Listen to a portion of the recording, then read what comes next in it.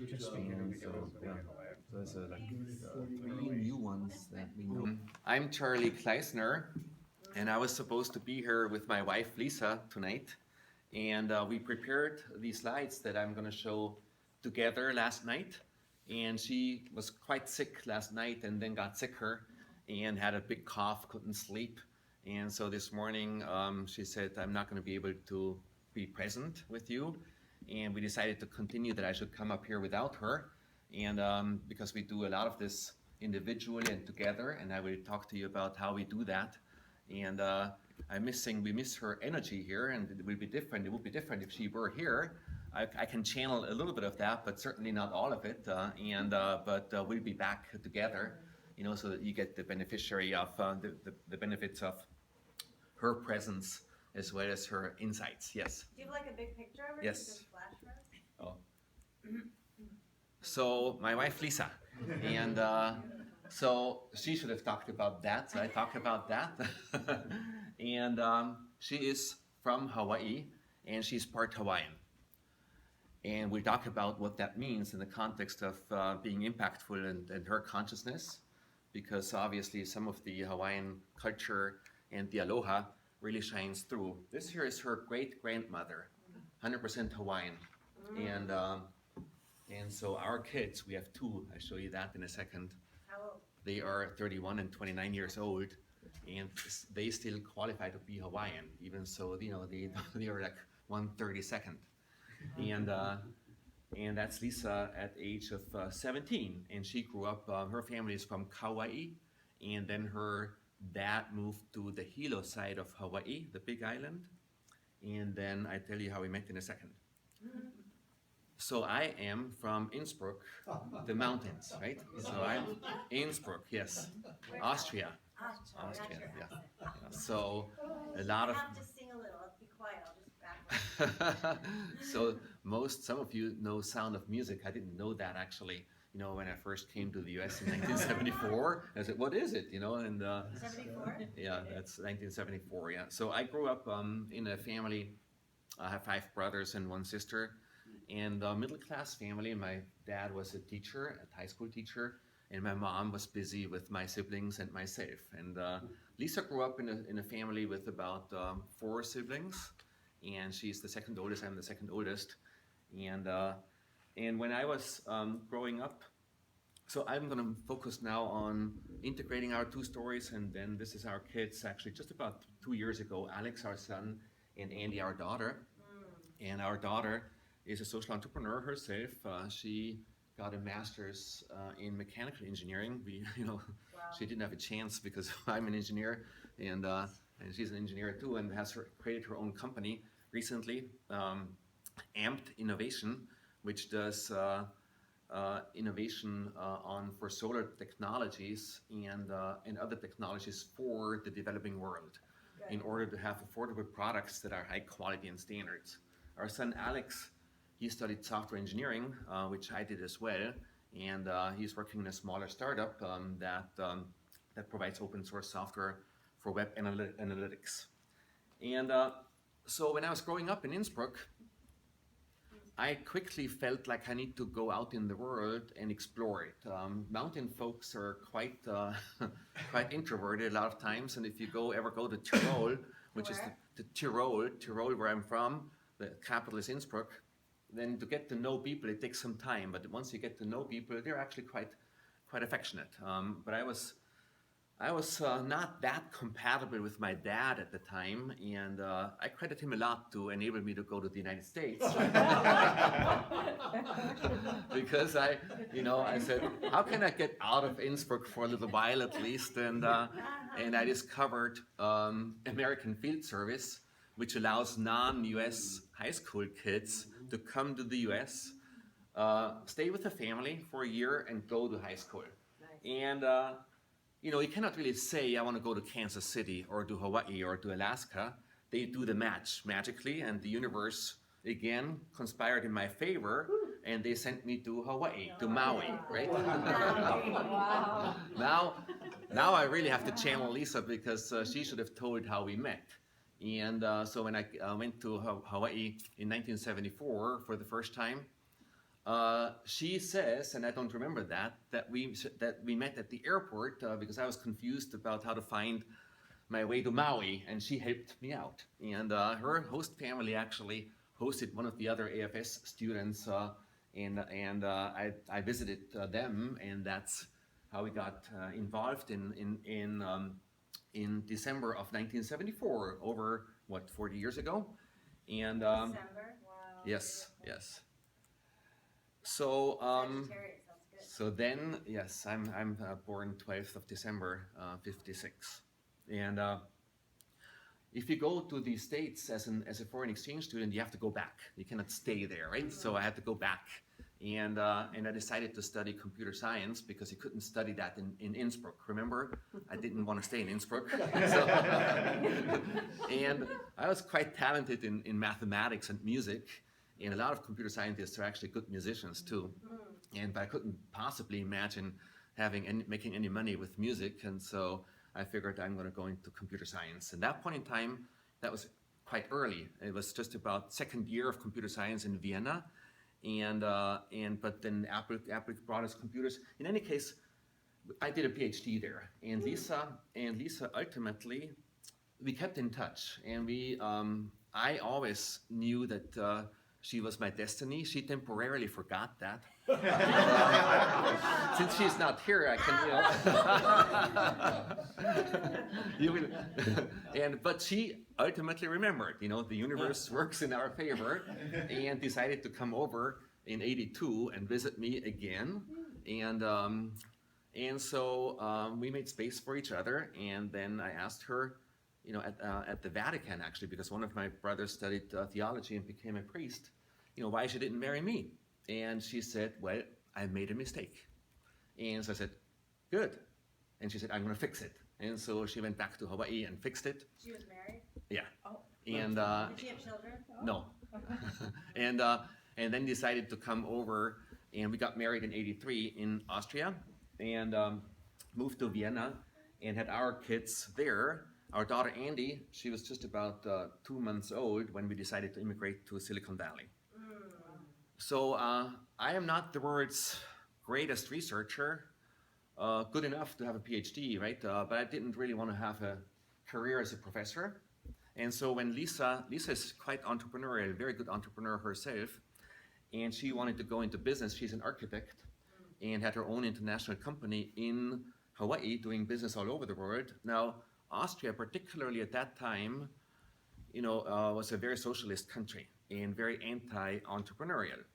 And so if you wanted to do your own company, especially if you were female at that point in time and a non-Austrian, you have like 3 strikes against you, right? And it was very difficult. And so she got quite frustrated, and she proposed that we go to the US. And I said, well, if we go to the US, let's go to Silicon Valley, because I just had this great PhD and talked about my thesis all over the globe. And so we decided to do that. And Hewlett Packard, brought us over to Silicon Valley in 1986. You worked for them? Yeah, I worked for them for a number of years. This is our house in Los Gatos. And you can see the architect's hand. It had 32 different colors, really beautiful. I do designs in my head with algorithms, and Lisa does designs in her head, but with beautiful things and colors that I couldn't even imagine because I don't have much talent on that one. So we are a perfect team, right? Because So are you the interior designer of the house? no, I don't do that. No. I'm the beneficiary of her great designs, and that's how that works. And I'm a very happy person with that. So I figured out that actually the game in Silicon Valley is startups.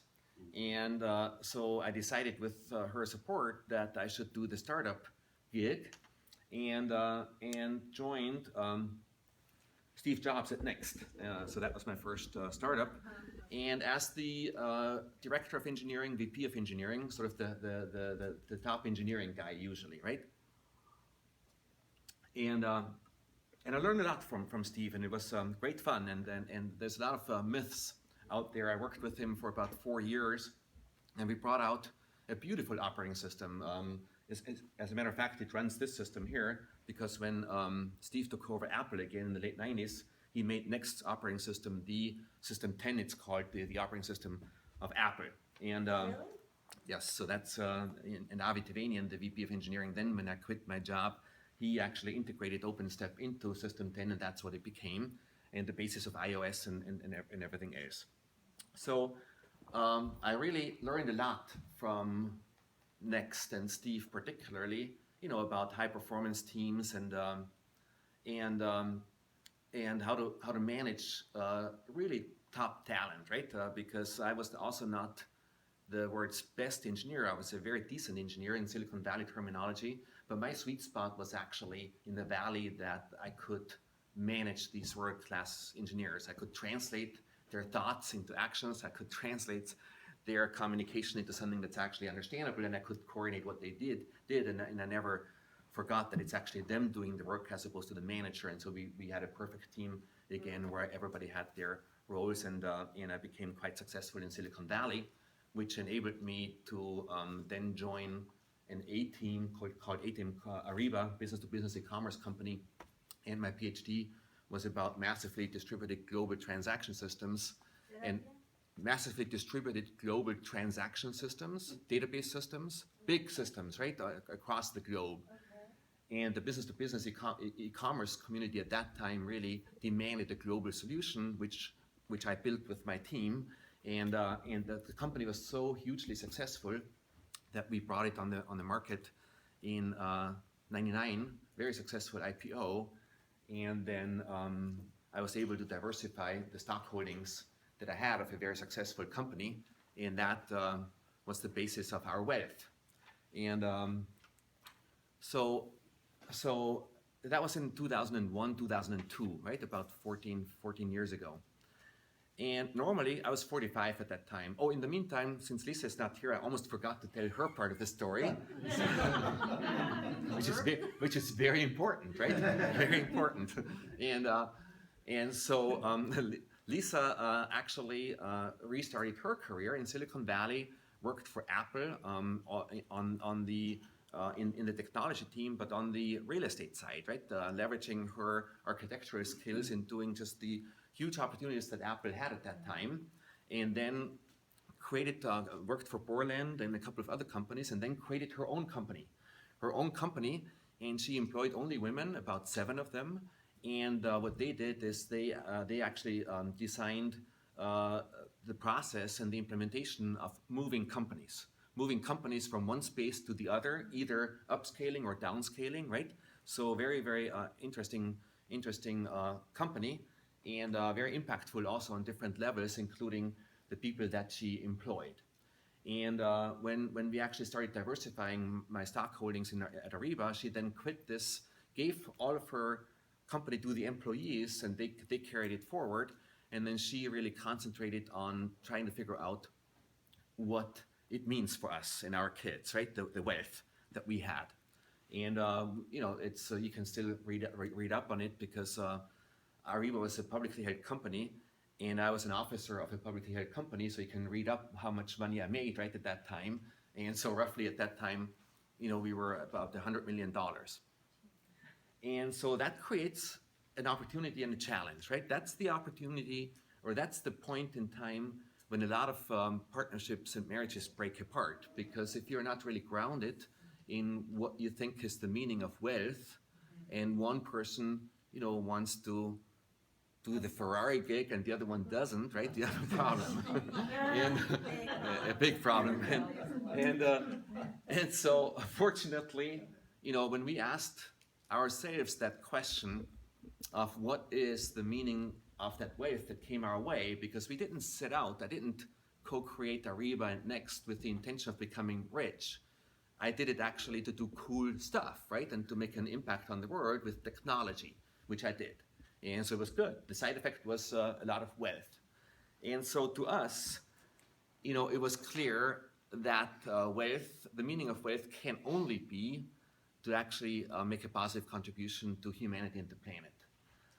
Furthermore, we also believe that if you don't do that, that wealth is actually toxic. So if you don't really align it with transparently with something making contribution, that it generates a lot of negativity, which is very hard sometimes to observe between families and between relatives and between people who then are mostly motivated by the fear of losing their wealth, as opposed to the joy of making a positive contribution. You know, depending on what you read, 7, 8 different ways of being wealthy and happy, right? And actually, what the point that I wanted to make is that that having money and that's not directed towards doing good is actually not contributing to happiness, right? And very proven. So even the scientists agree with that now. And since the scientists can measure it, it exists in reality to them. I mean, if you reflect on it, you know it anyway. But that's how our universe works, right? And so so we were aligned on that one, which was great, right? Because otherwise our marriage would have broken apart. We were also aligned with our family in making sure that our kids, who were 13 and 15 at the time of the liquidity event, they call it in Silicon Valley. I'm gonna use some jargon, right? I mean, yeah. Wait, is that the late 90s, the crash? I like that. No, I'm not talking about it, but it's going public with Ariba created the liquidity. That was the liquidity event, Okay. which means that you get into money, right? That sounds like a Because lottery. before that, all your stock is tied up in an illiquid company, right?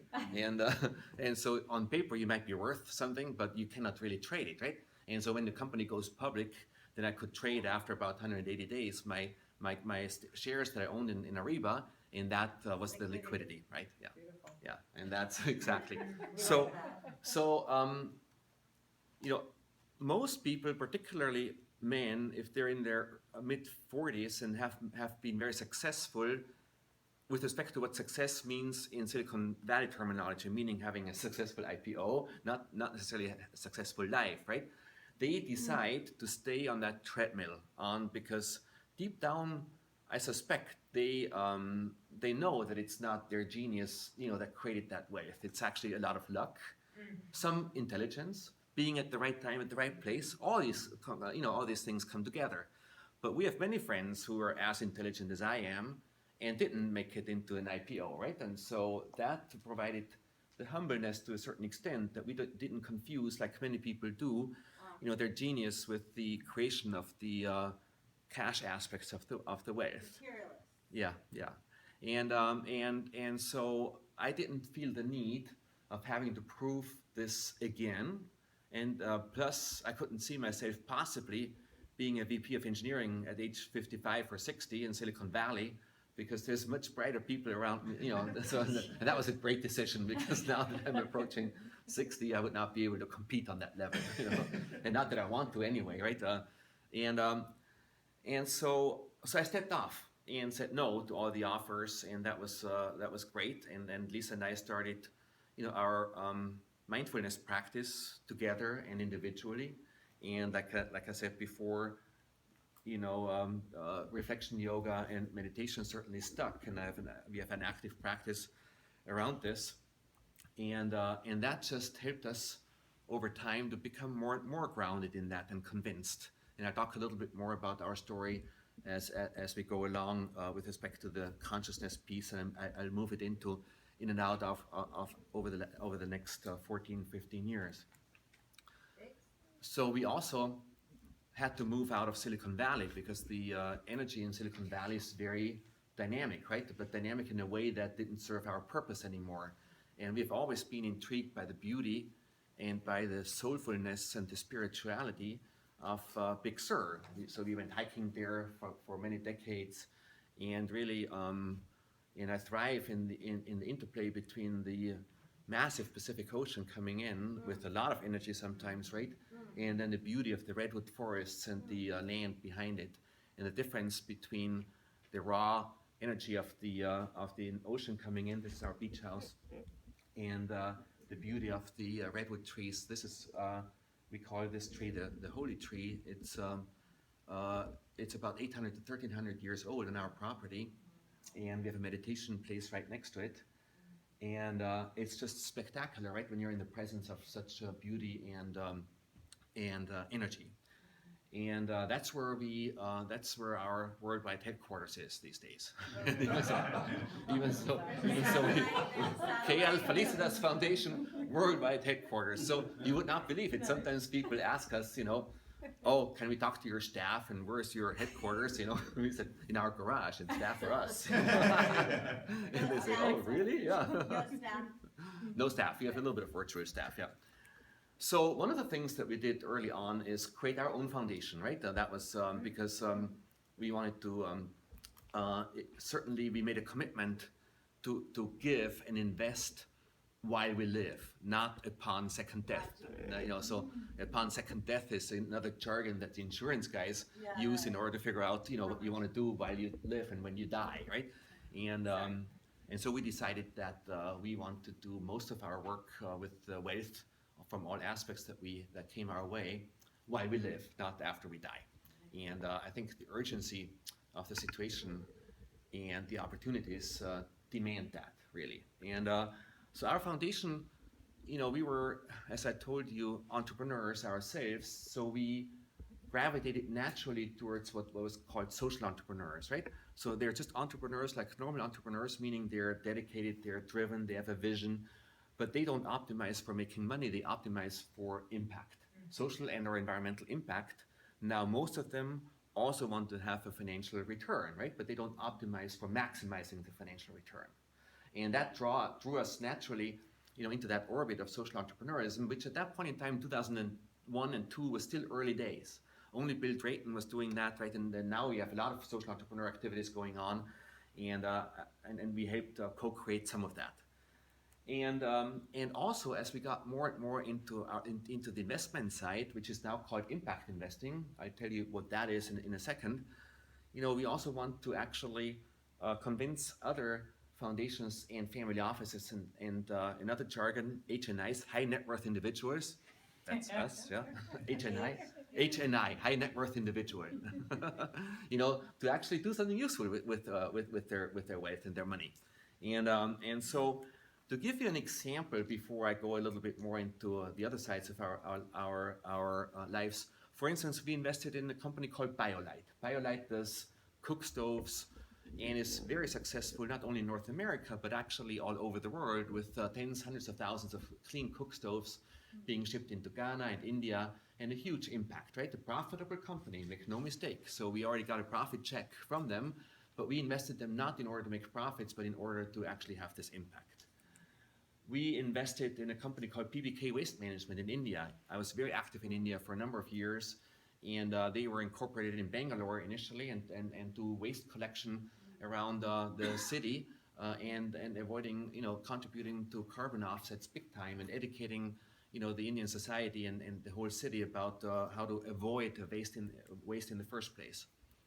We invested in a company called Fame, which is doing seedlings 30% more productive in Rwanda, for instance, post-genocide Rwanda, very, very inspiring effort there. And you can find all of these investments on our websites. We're very transparent about that. And I also make the slides available so you don't have to take any notes if you don't want to, for people who want to follow up on that. We got very intrigued with the whole notion of campaign management, modern campaign management, and crowdfunding and crowd lending, right? And so 3 years ago, we did a 360 to evaluate what was going on in that, because we really believe in the democratization, in the co-creation of impact investing, of people participating, that not only the rich guys, the HNIs like us, right, but everybody, including people who have, a few $100s to invest. And so we invested actually. Has Bernie Sanders spoken to you yet? Well, I have to. Yeah, well, he actually, in any case, we can cut things out of this tape, I'm sure. But when somebody in this country called, Obama a socialist, I had to smile, because in Europe he would be, center right probably, right? Center right, yeah. So, the perspectives, and I will talk to you about the global opportunity that we have, and I'm just privileged to work with people from all over the globe who actually want to make a difference. And just a preview of that, we have Israelis and Palestinians in our networks of doing impact, right? Yeah. And they are not naive. They're well-off people, and yet they are humanists first. Yeah. they choose to live in the country where they live, but they don't condone their government or anything like that, right? Or they want to actually improve it. And I think that's the opportunity. Just like I'm a European living in the US, I'm dual citizen now. I mean, I just caught this window of Obama to make sure that my European friends don't declare me instantaneously insane, right, during the Bush years. but so I'm cool now, right?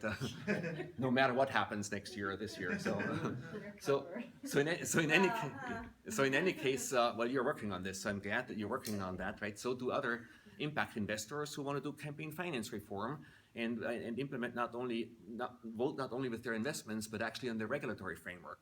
And the regulatory framework is a huge leverage point, in order to make impact.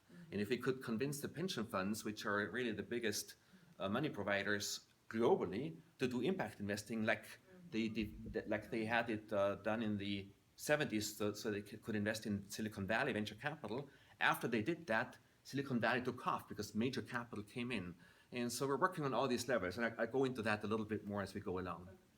So purpose.com is a modern campaign platform. For instance, they did the campaign in Uganda when the Ugandan parliament wanted to put these draconian laws in place, homophobic for being homosexual in that particular country. And so they activated the global crowd, and it prompted even Hillary Clinton, who was foreign minister at that point in time, to intervene, and at least they delayed the implementation for 2 years. And they are very modern campaign platform that actually leverages modern technology, right, to go out dynamically to different groups of the world who care about things, and like change.org as well. Or Food Stand, a spin-off of purpose.com, is here to create an awareness of good food by creating a modern platform, that connects cooks and eaters and communities around good food. To Ma'o Farms, that's one that I would have loved Lisa to explain, because it's an organic farm in Hawaii.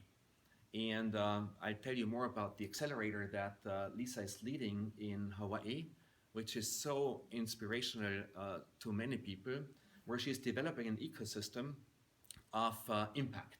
And that ecosystem includes social entrepreneurs, it includes supporters, it includes foundations, and it includes impact investors, right? And so if you get these all together, then you can actually scale up these efforts like Ma'o Farms, that not only produces organic food for the Hawaiian community, but also employs dozens, if not hundreds of people that otherwise would not get employment, and encourages them to get a degree. So like a triple bottom line return, right?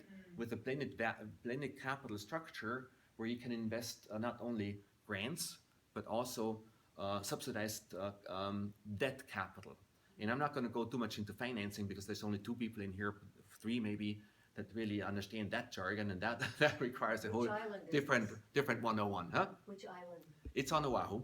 Oahu. Yeah. I mean, Ma'o is a huge impact on, now that the pineapple and sugarcane industries have got, Yes. preserving land in Hawaii, It's green. It's and huge. In And agriculture, it's just huge. And Lisa has done, a cooperation and partnership with Kamehameha Schools, which she's a graduate of. So that's a Hawaiian school, right? And now is scaling up this effort. In each cohort that we have, that she has in Hawaii, there's about 15, entrepreneurs that all fall into this category, where they not only care about the social aspects and the environmental aspects, but also the aloha aspect, right? The spiritual side that's so rich in the Hawaiian tradition. And even so, we don't restrict it to Hawaiian entrepreneurs. A lot of them are part Hawaiian or Hawaiian. And all the way from revitalizing the Hawaiian culture to Hawaiian TV stations to, 85% of the food is imported to Hawaii. Even 40% of the fish is imported to Hawaii. It's insanity, right? And so we teach. Not teach. Corruption, or is that? No, it's the global food system is just built in such a way. And when President Bush shut down the airspace in 2011, and they almost ran out of food because the 2.5 days nobody could fly, in that time frame. 2001. Oh, 2001, yeah, 9/11, sorry, 9/11, 2001. Yeah, because they don't produce enough food and don't even, yeah. And so having the opportunity of making a contribution that's not only making a big contribution to the sustainability of Hawaii, but what we're experimenting there is really an island economy, right? To provide food production and consumption chains all the way from fish cooperatives to these types of efforts that serve that market. And it's really really inspiring to see how that actually comes to life right now. So even so, I didn't do it justice. I did not enjoy it, right? And then when I roamed the mountains, that was my early meditation. Then you also figured out that it was not my thoughts. And so if you figure out that you're not your body and not your thoughts, that's actually the biggest experience that you need to have in order to be convinced, right? And nature and meditation and yoga are known methodologies of how to experience that. And so even so I had a successful career, I think that the realization allowed me to manage slightly differently than normal managers. And because I never, I always took care of my teams and not myself first and all that. So now I was also very, very surprised, more than I should have, that wealth is a very predictable entry point to consciousness, which I did not understand. So the people I tried to make that point multiple times today, the people who really want to live a conscious life and have wealth, they are very, very much, they want to do this. There's no question, right? And anybody who's open to that will do that. And I underestimated that. The entry point, I thought maybe I need to create what you do, maybe I put words in your mouth, but work in the consciousness world, because without consciousness, it will not change, right? Without personal transformation, it will not change. And so now, and I was struggling with this a little bit. Should I move outside? Should I lead with wealth and then introduce consciousness, or should I do it the other way around, right? And my experience over the last 2 years have proven that you can actually do that. Even, I'm approached by people with not a lot of wealth, and they say the 100% network. That is cool. What is that again? I lead 100% life, they say. I said, great. I don't create the movement for 100% lifers, right? But somebody should, right? Because that's the consciousness movement, right? Basically. But I didn't find the entry points there or the leverage points yet there. And so for the next 2 to 3 years, I will continue developing that movement and maybe democratize it more, right? So that more people can participate in that, which is very, very, very important. And then, if the movement starts to happen, then I would train more onto the consciousness then, because then my work is done. Hopefully, I don't know if that's going to be in 3 years. Hopefully what? I don't think it will be done in 3 years, that's what I said. Yeah, and we have that discussion amongst the 100%ers quite a bit. I mean, if institutional capital would knock on our doors, would we include them or not? And the big feedback is, well, if they're one of us, meaning they really care, right? Then yes, but not because we have been I've been so fortunate to create these envelopes of trust with these people, right? Which is very difficult with wealthy people to do, right? Because everybody's after your money all the time, right? But I would like to. So one of the reasons why I'm here is to get a little bit more closer to the consciousness community, because I have not been close to that one for a while, and because we can learn from each other. And like I wrote in the intro, there's a lot of prejudices on both sides, right? And I think if some of the consciousness people would know the 100 people that I know on the wealth people, they would totally, they could totally talk, right? and vice versa, because but it's small on that level, but it's growing. And so the question that I have is, what are the leverage points, to even grow further, and can I make a contribution on that one? If so, how? We'll see.